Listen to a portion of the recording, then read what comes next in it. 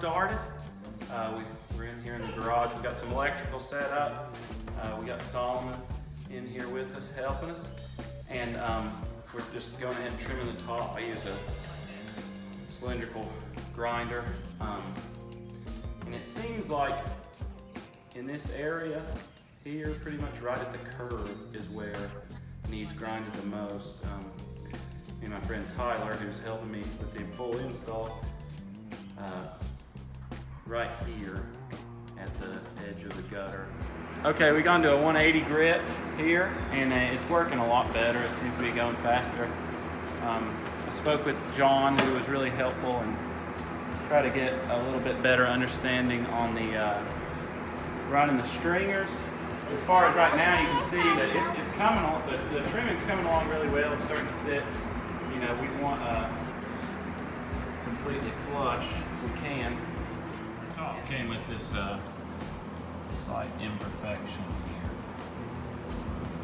So I'll have to find a way to pin that down. But rather than trim for 3 more hours, we're going to just hope that when I go ahead and get it painted, we'll bond that in and make a nice flush. Okay, we have a pretty damn nice flush finish finally. We still have that imperfection, but if we put some Bondo there, I think it'll be good.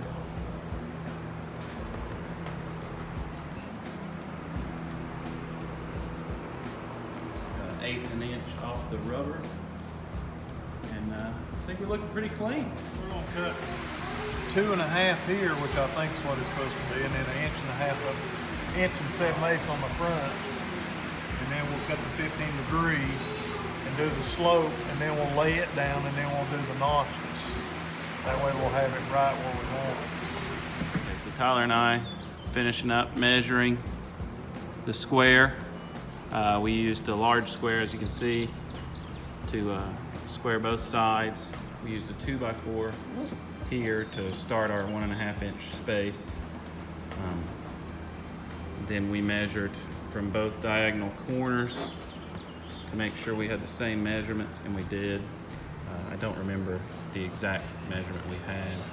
And then we measured both from here to there and from here to here, and everything was almost exact. So I think we're ready to go ahead and cut the first. Okay, so we're going to drill the hole. So it's all or nothing. Hopefully you got everything squared up, which, like I said, we measured it. It appears to be about perfect.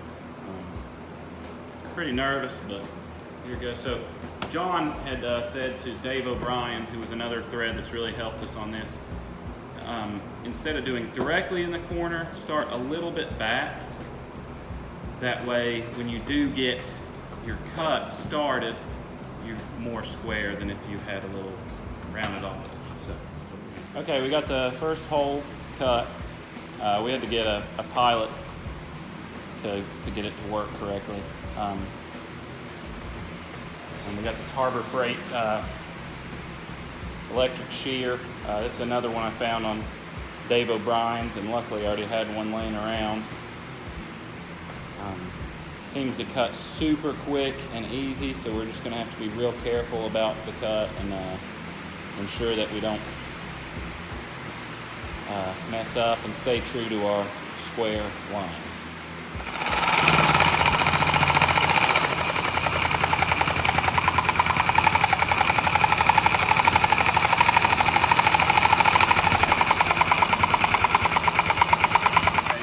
Tyler's going to drill another hole because we realized that we can only cut one way and another way, and if we have 2 holes, we can cut this way and this way. So this will give you an example of the pilot he's using. I don't remember what size bit we went with, but that's a 5/16 4 right there.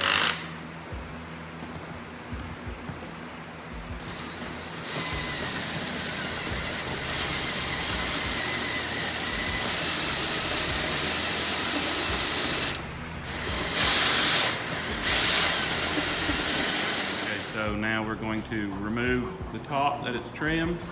I'm gonna sit it on a piece of tarping, and we're gonna start on cutting top cut out.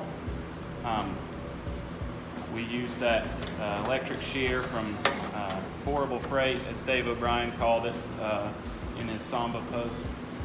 That tool worked great. It's really accurate and just cut through very easily. I could see, if you weren't careful, it getting away from you a little bit, but everything went well for us. So we pulled out these headliner bows. I mean, they just simply pull out. You see they attach on this side. I just pulled one side out. My headliner was already cut right here. So I was able to pull one side out and then get the other. And now we're gonna take this piece of duct work from my AC out, and we'll cut the headliner and go from there. Okay, so we pulled some of the duct work out. I left this here because Tyler was like, he suggested we could use this and cap off the end, and that way whatever kids I have in the back could still have air blow down on them. And I hated to go ahead and delete this front part. While I won't be getting any air, I think it looks nice and uniform, and don't want to tackle the project of making something like that work. So we'll also just go ahead and cap this off. So now that we're done, we can cut the headliner and go ahead and start on the stringers and the window spacers. Okay, so we went ahead and installed the headliner spacers, as you can see. With the front and back, I just cut the 2x4 from left to right, and then held it against it, and then marked it. And I was using a bandsaw, and the bandsaw broke as soon as we started. So we had to use a jigsaw, and it's not the cleanest thing ever, but obviously this is just to staple the headliner and start as an original support. So we'll smooth it out from there.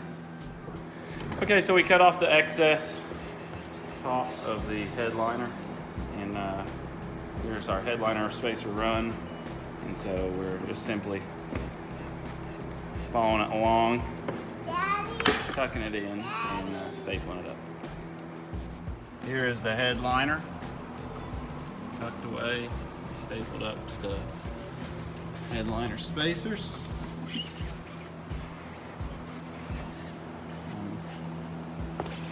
We ended up having to take this out because it made a issue with the headliner spacer here. So we will run framing pieces over all the spacers, and then I would like to run L-shaped trim in order to kind of cover any indentions that you leave.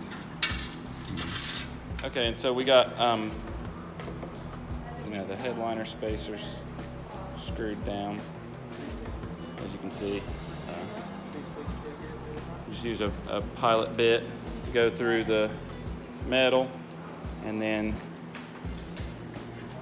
just some wood screws to attach the screws attached to the 2x4s, and then I'm just running an 80 grit, roughing it up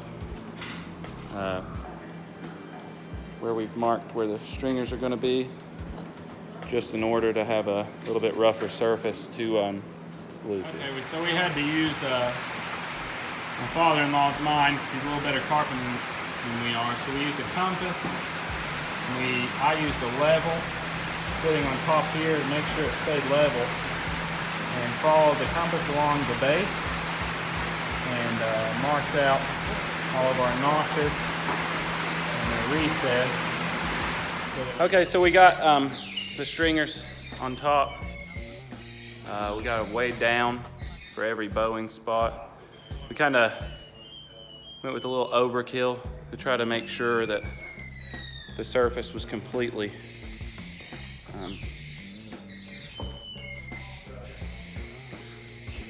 held down. But that's about it. Hopefully it's good. And we'll start on the knot top. tomorrow.